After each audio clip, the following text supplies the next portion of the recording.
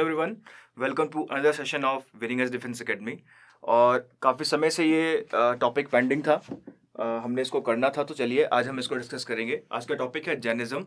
काफ़ी लंबे समय से हम बुद्धिज़्म काफ़ी पहले कर चुके हैं, पहले की क्लासेस में।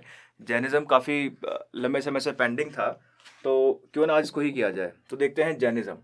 ठीक है, इंट्रोडक्शन ये हमने पहले भी डिस्कशन किया था कि क्यों वैदिक सिक्स सेंचुरी में वैदिक धर्म के अलावा और भी नए धर्मों का उदय आपका हुआ, और भी नए रिलीजन आपके एग्जिस्टेंस में आपके आए। इसका कारण क्या था?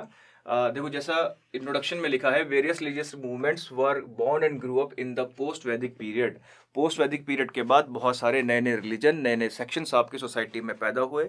The reason for the birth of this section is कि जो हमारा वैदिक जो आपका कल्चर था, या वैदिक जो हमारा रिलीजन था, उसमें बहुत सारे आपके हम ये कह सकते हैं कि बहुत सारे सेक्रीफाइसेस उसमें आपके बढ़ गए थे। कर्मकांड हम इसको कहते हैं, वो आपके बढ़ गए थे, जिसकी वजह से लोग धीरे धीरे आपके वैदिक रिलीजन को छोड़कर दूसरे धर्मों में आपका जाने लगे, दूसरे धर्मों के प्रति आपका इम्प्रेस होने लगे। इस वजह से पोस्ट वैदिक पीरियड के बाद हम देखते हैं कि भारत में बहुत सारे नए धर्मों का बर्थ होता है। ठीक है, और इन बर्थ में बुद्धिज्म और जैनिज्म जो थे, ये प्रोमिनेंट जो धर्म थे, जो बड़ी मात्रा में मतलब मासेस में लोगों को अपनी तरफ अट्रैक्ट करने में क्या रहे, आपके सक्सेसफुल रहे। और हम देखते हैं कि इन धर्मों को अलग अलग रूलर्स ने क्या दिया, आपका पैटर्नेज आपका दिया। जैसा हम जानते हैं कि अशोका ने पैटर्नेज दिया था आपके बुद्धिज्म को, बौद्ध धर्म को पैटर्नेज दिया था अशोका ने। और अशोका के टाइम पर ही बुद्धिज्म इंडिया से बाहर निकलकर विश्व के या साउथ ईस्ट एशिया या साउथ एशिया या चाइना जैसे शहरों में भी आपका, चाइना जैसे देशों में भी आपका बुद्धिज्म आपका क्या हो गया था, स्प्रेड हो गया था। इसी तरह हम देखते हैं कि जिन दो धर्मों को सबसे ज्यादा पैटर्नेज और लिनिएज दिया गया राजाओं के द्वारा, वो कौन से थे? बुद्धिज्म और जैनिज्म है। इसलिए 6th सेंचुरी में जो प्रोमिनेंट रिलीजन आपके माने जाते हैं, जिनका बर्थ हुआ, वो कौन कौन से थे? आपके बुद्धिज्म और जैनिज्म है। और इसीलिए this period was known as the period of second urbanisation. इसी कारण इस पीरियड को पीरियड ऑफ सेकेंड अर्बनाइजेशन कहते हैं। इसके साथ साथ इस पीरियड को एज ऑफ बुद्धा, ठीक है, एज ऑफ बुद्धिज्म का नाम भी आपका दिया जाता है। ठीक है, पहले हम बात करते हैं जैन फिलोसफी ऑफ तीर्थंकरास। तीर्थंकरास एक शब्द हम जैनिज्म में बार बार सुनते रहेंगे। और तीर्थंकर कौन होते हैं? According to Jain tradition there were 24 tirthankara. देखो, तीर्थंकर्स क्या है? तीर्थंकर जैनिज्म के स्पिरिचुअल गुरुज या आपके क्या है, स्पिरिचुअल लीडर्स या आपके गुरुज हैं। तो जैन धर्म में तीर्थंकर किसे कहा जाता है? जो जैन धर्म में आपके गुरु लोग हैं, या आपके स्पिरिचुअल गुरुज हैं, या स्पिरिचुअल आपके मेंटर्स हैं या लीडर्स हैं, जिन्होंने लोगों को लाइफ की एक डायरेक्शन आपका दिखाया, उनको क्या कहा जाता है? तीर्थंकर। अगर फिर भी समझ में ना आए बच्चों, तो बस इतना ध्यान रखना कि तीर्थंकर क्या है? गुरु हैं। किस धर्म में गुरु हैं? जैन धर्म में। तो जैन धर्म में गुरुओं को तीर्थंकर कहा जाता है। अगर मैं इसको प्रॉपर डेफिनेशन में आपको समझाऊं, तो तीर्थंकर वो व्यक्ति है जिसको कैवल्य, कैवल्य ये जो टर्म है, इसका मतलब होता है बियॉन्ड या फुल नॉलेज, या बियॉन्ड अर्थ, कि जिसको नॉलेज आपकी हो गई है, जिसको सारा का सारा ज्ञान हो चुका है, सारी का सारा नॉलेज हो चुका है, ऐसे इंसान को कैवलिन कहते हैं। और कैवलिन के साथ साथ एक ऐसा इंसान जो जिन है। जिन किसको कहा गया? देखिए, हम जो एज ए ह्यूमन बीइंग, हमारे अंदर बहुत सारी क्या होती है? एस्पिरेशंस आपकी होती हैं, एम्बिशंस आपकी होती हैं, इच्छाएं आपकी होती हैं। तो एक ऐसा इंसान जो इन सभी एम्बिशंस, सभी इच्छाओं को, और जितने भी हमारी इंद्रियां हैं, इंद्रियां क्या होती है बच्चों? जो हमारे बिहेवियर को क्या करती हैं? डायरेक्ट करती हैं। ठीक है, इंद्रियां क्या होता है बच्चों? जो हमारे बिहेवियर को डायरेक्ट करने वाले जो आपके पॉइंट्स होते हैं इंसान के दिमाग में और बॉडी में, उनको इंद्रियां कहते हैं। ठीक है, फॉर एग्जांपल, हमने कोई मिठाई देखी, तो मिठाई देख के हमारे मन में क्या हुआ? हम मिठाई खाएंगे। तो देखा किसने? आंखों ने, है ना? और खलबली काम मची हमारे दिल में कि ये मिठाई खानी है। तो ये क्या है? हमारी इंद्री है। ठीक है, जहां से हमारे अंदर किसी भी चीज को प्राप्त करने की इच्छा पैदा होती है, उसको हम कहते हैं इंद्री कहते हैं। ठीक है, जहां से हमें किसी भी थिंग को एक्वायर करने की क्या आपकी लालसा पैदा होती है, इच्छा पैदा, डिजायर पैदा होती है। तो डिजायर को इंद्री कहते हैं। और जो इंसान इन सारे डिजायर्स को जीत जाए, मतलब मिठाई देखकर उसको कुछ भी फील ना हो कि नहीं खानी, नहीं खानी तो नहीं खानी है, मैं भूखा रहूंगा, तो ऐसे डिजायर्स को, ऐसे इच्छाओं को और ऐसी इंद्रियों को जीतने वाला इंसान जिन कहलाता है। तो तीर्थंकर कौन है? एक ऐसा इंसान जो केवल्य है, जिसको केवलिन कहा जाता है, जिसको केवलिन मिल चुका है, यानी कि राइट नॉलेज उसको मिल चुकी है, स्पिरिचुअल नॉलेज उसको मिल चुकी है, और उसने क्या किया है, अपनी सारी की सारी इंद्रियों को, डिजायर्स को जीत लिया है। तो एक ऐसा इंसान जिसको केवल्य मिल गया है, और जो जिन है वही क्या है बच्चों? तीर्थंकर है।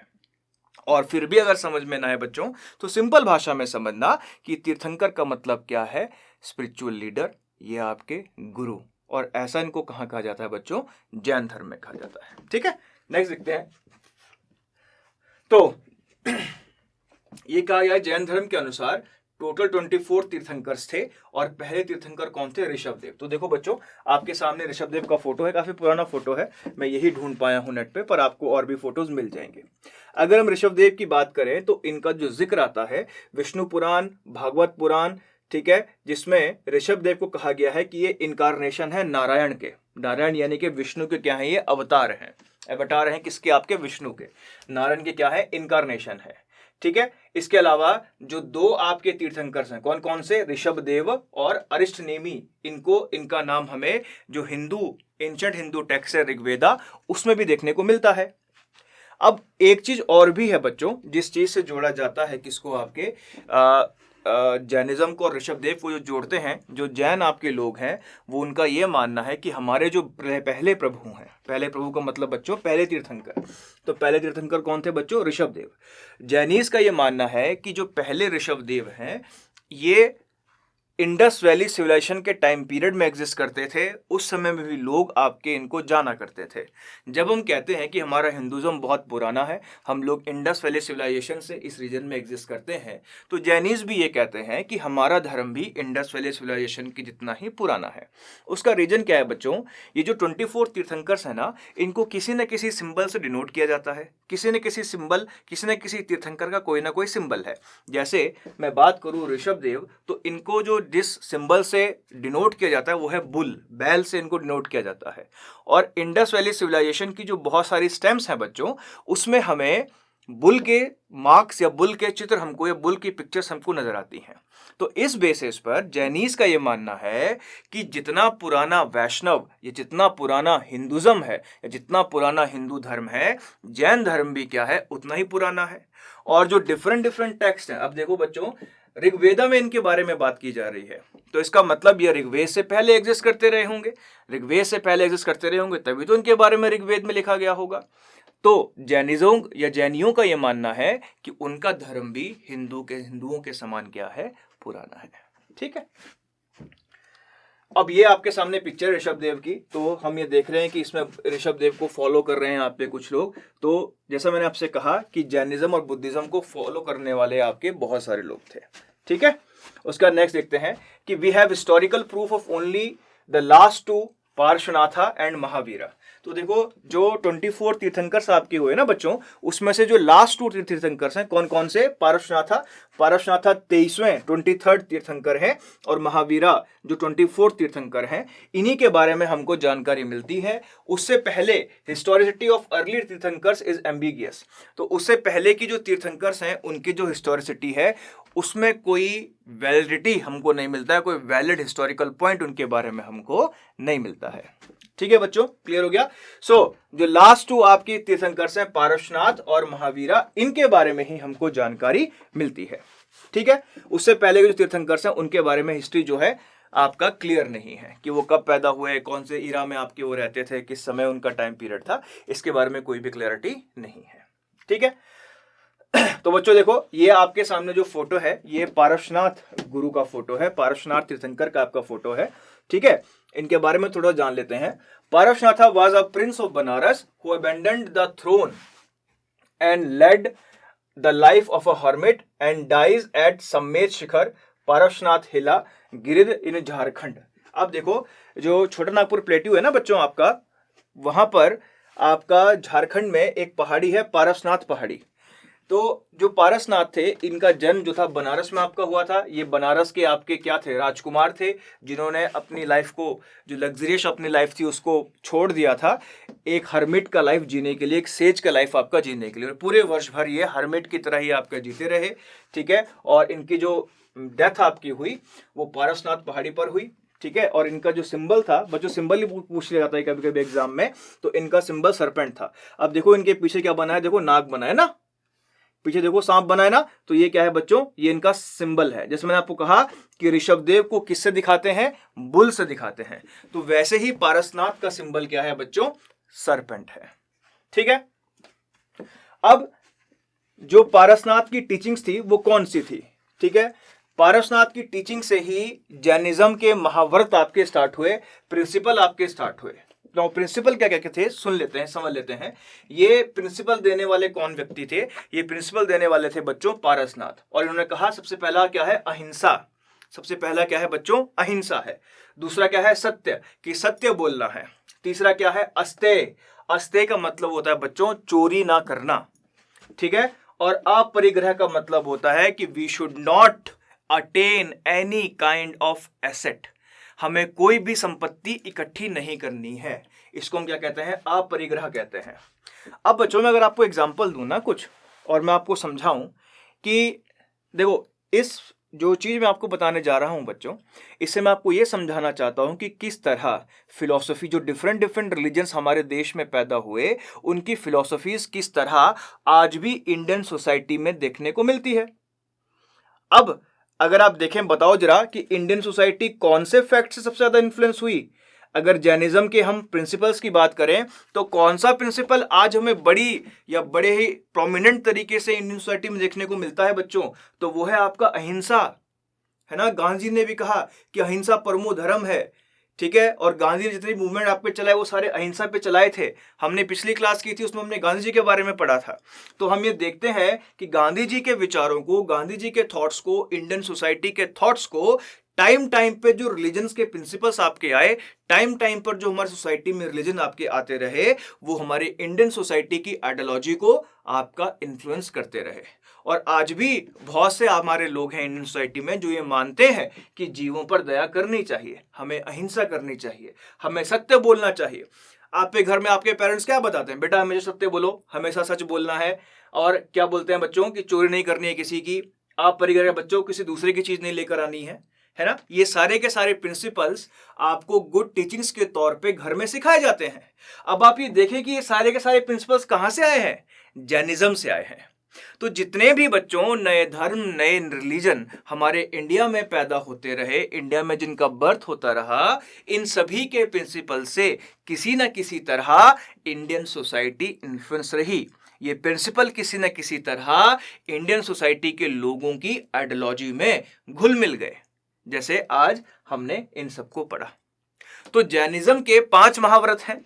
4 महाव्रत किसने दिए थे बच्चों, पारसनाथ ने दिए थे। और 5वां महाव्रत दिया था महावीर स्वामी ने, जो था ब्रह्मचर्य। आगे हम इसको पढ़ेंगे।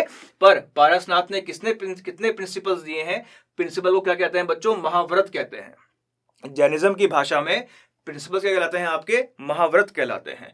तो पारसनाथ ने कितने महाव्रत दिए, 4। कौन कौन से, अहिंसा, सत्य, अस्तेय और अपरिग्रह। ये किसने दिए हैं बच्चों, ये दिए हैं आपके पारसनाथ ने। और 5वां, जैन धर्म में वैसे कितने महाव्रत हैं बच्चों, 5 हैं, 5 महाव्रत हैं। 4 किसने दिए थे, पारसनाथ ने। 5वां किसने दिया था, महावीर स्वामी ने, जो था ब्रह्मचर्य। ये आगे हम पढ़ते हैं, ठीक है। सो ये है आपके बच्चों, जो आप फोटो देख पा रहे हो अपने स्क्रीन पर, ये महावीर स्वामी है। ये 24th तीर्थंकर थे, यानी कि लास्ट तीर्थंकर थे जैन धर्म के, ठीक है। तो इनकी अर्ली लाइफ के बारे में पढ़ लेते हैं बच्चों। यहां से बहुत सारे क्वेश्चन एग्जाम में आपके आते हैं। महावीर जो पैदा हुए थे 540 BC में, अ विलेज कॉल्ड कुंडग्राम, ठीक है। कुंडग्राम वैशाली में आपका इनका जन्म हुआ था। इनके फादर का नाम सिद्धार्था थे, जो जानत्रक क्षत्रिय क्लैन के क्या थे, आपके शासक थे। और इनकी मदर का नाम था त्रिशाला, जो चेटक की सिस्टर थी, जो वैशाली के क्या हुआ करते थे, राजा हुआ करते थे। महावीर की शादी हुई थी यशोदा से, और इनकी बेटी थी अणोजा प्रियदर्शनी, जिसके हस्बैंड कौन थे बच्चों, जमाली थे। जमाली वो पहले व्यक्ति हैं जो उनके डिसाइपल बने थे। महावीर के पहले डिसाइपल कौन थे, उनके दामाद, ठीक है, आपके कौन, जमाली।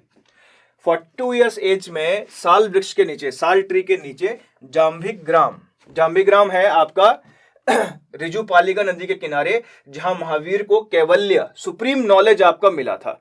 तो 42 साल में क्वेश्चन आता है बच्चों कि महावीर स्वामी को कैवल्य कितनी एज में मिला था, कहां मिला था, तो जाम्बिग्राम में मिला था, रिजुपालिका रिवर के किनारे आपका मिला था, ठीक है, कितनी एज में, 42 इयर्स में। और ये क्या कहलाते हैं, जिस इंसान को नॉलेज मिल जाता है, एनलाइटनमेंट मिल जाता है जैनिज्म में, उसको कहते हैं कैवलिन।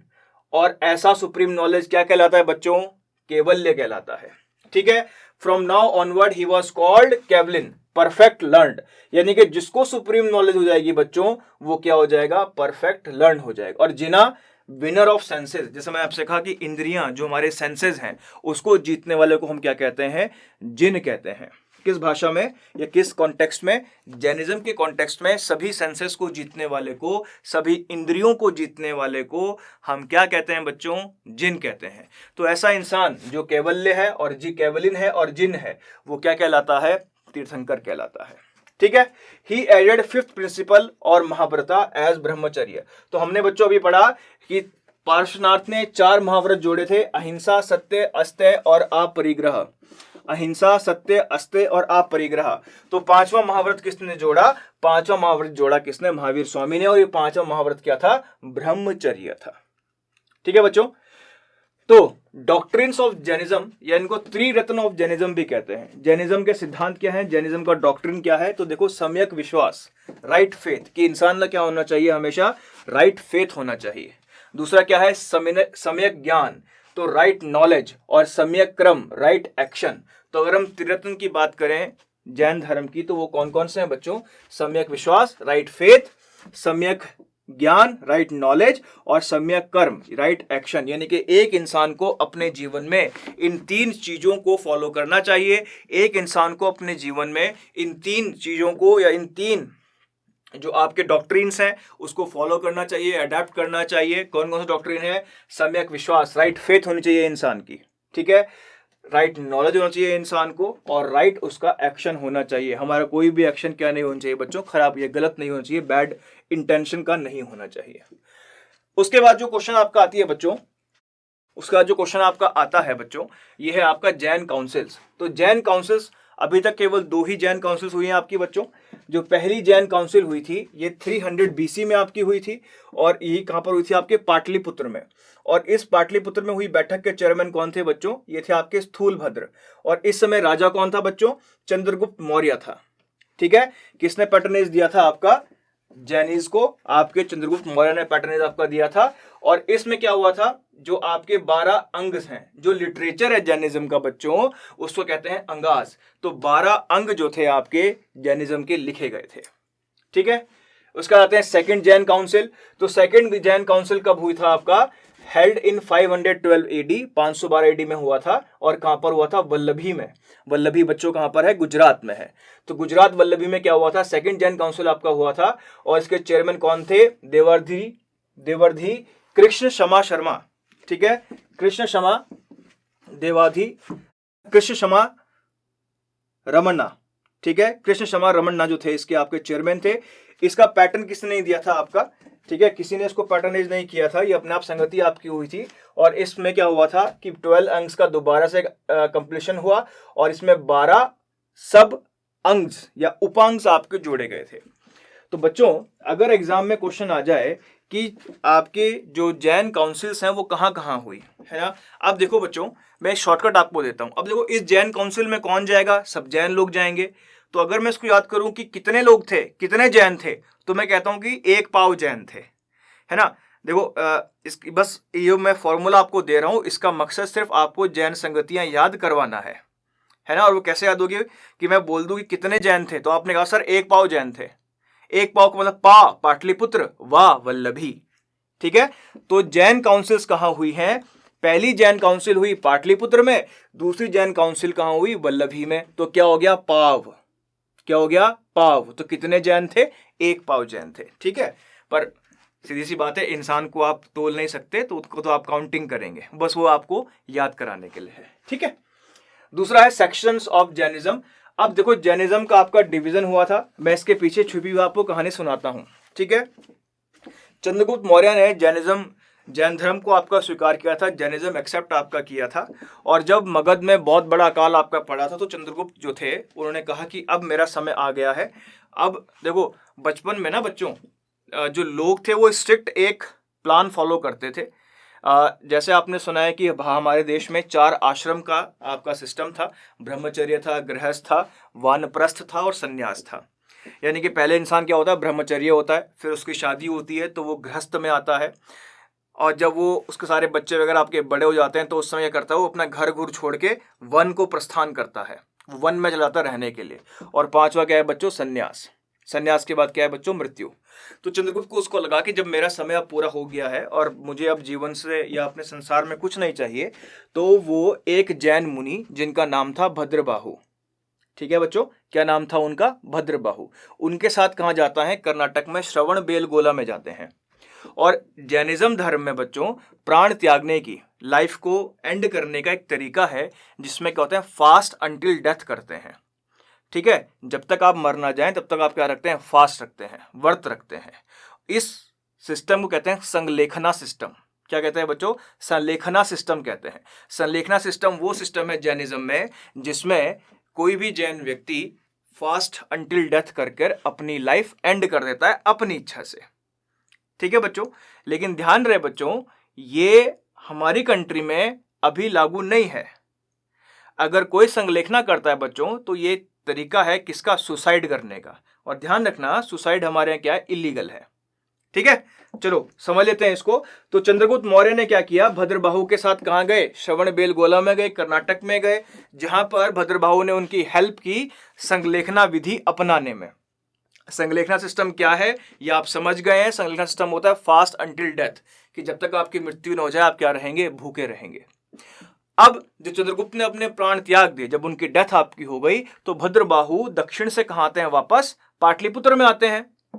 अब जो जैन मुनि थे बच्चों, वो हमेशा नेकेड रहते थे, वो हमेशा नंगे रहते थे, कोई कपड़े नहीं पहनते थे वो।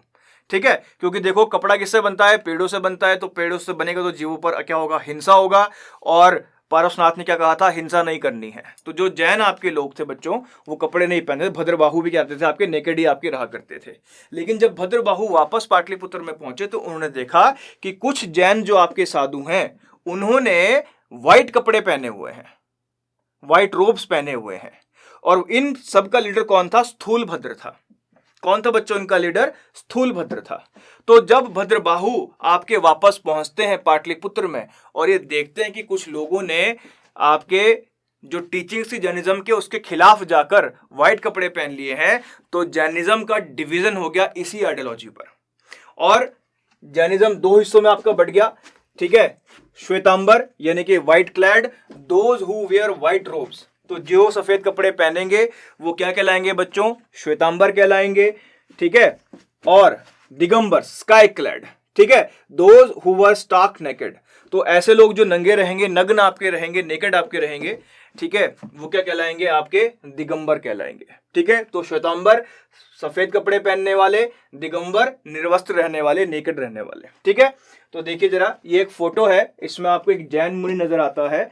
ये जैन मुनि क्या है बच्चों? ये श्वेतांबर है। ठीक है, क्योंकि देखो इन्होंने क्या पहना है? इन्होंने व्हाइट कलर के रोब पहना, व्हाइट कलर के कपड़े पहने हैं, तो ये क्या है बच्चों? श्वेतांबर। तो ऐसे जैन मुनि क्या कहलाएंगे बच्चों? श्वेतांबर कहलाएंगे। और देखो बच्चों, ये आपके स्टार्क नेकेड जैन मुनि बैठे हुए हैं, तो ऐसे स्टार्क नेकेड जैन मुनि क्या कहलाते हैं बच्चों? दिगंबर कहलाते हैं। तो ऐसे मुनि क्या कहलाएंगे बच्चों? दिगंबर या स्काई क्लैड। और एक और कंक्लूजिंग फोटो देख लो बच्चों, तो एक तरफ व्हाइट कपड़े पहने हुए श्वेतांबर है, और एक तरफ स्टार्क नेकेड बैठे हुए क्या है? आपके दिगंबर है। तो ये वो 2 सेक्शन है बच्चों जो आपके बट गए थे, श्वेतांबर्स और दिगंबर्स। एक और चीज बता दूं बच्चों, जैसे कि हमने पढ़ा कि ऋषभ देव का जो सिंबल है वो बुल है, पार्श्वनाथ का जो सिंबल है वो सरपेंट है, और महावीर स्वामी का जो सिंबल है वो क्या है आपका लॉयन। ये छोटे छोटे क्वेश्चन आपसे एग्जाम में पूछे जा सकते हैं। आपने जो यहाँ पे याद रखना है वो क्या याद रखना है बच्चों, आपने याद रखना है ये, ठीक है, जो प्रिंसिपल्स हैं आपके जैन धर्म के या महाव्रत हैं आपके जैन धर्म के, ये आपने याद रखने कौन से हैं, अहिंसा, सत्य, अस्तेय, अपरिग्रह। ये 4 प्रिंसिपल्स या 4 महाव्रत किसने जोड़े थे, पार्श्वनाथ ने जोड़े थे। और 5वां महाव्रत किसने जोड़ा, महावीर स्वामी ने। 5वां महाव्रत क्या था आपका, ब्रह्मचर्य।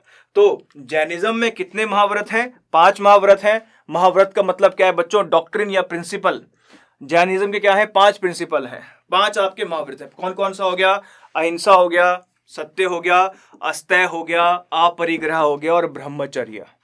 ठीक है, कौन कौन सा हो गया बच्चों, आपका हो गया अहिंसा, किसी को मारना नहीं है, क्रुएल्टी नहीं करनी है, किसी तरह की क्रुएल्टी क्या है आपका बैन है, किसी तरह की क्रुएल्टी नहीं करनी है। सत्य बोलना है, चोरी नहीं करनी है, प्रॉपर्टी का एक्यूमुलेशन नहीं करना है, और ब्रह्मचर्य, ब्रह्मचर्य का पालन आपका करना है। ब्रह्मचर्य किसने जोड़ा था, महावीर स्वामी ने जोड़ा था। तो ये था बच्चों, काफी दिनों से पेंडिंग था आपका टॉपिक, तो आज हमने इसको पूरा कर लिया है। उम्मीद करते हैं आपको ये समझ में आया होगा। मिलते हैं आपसे नेक्स्ट क्लास में, तब तक के लिए बाय बाय।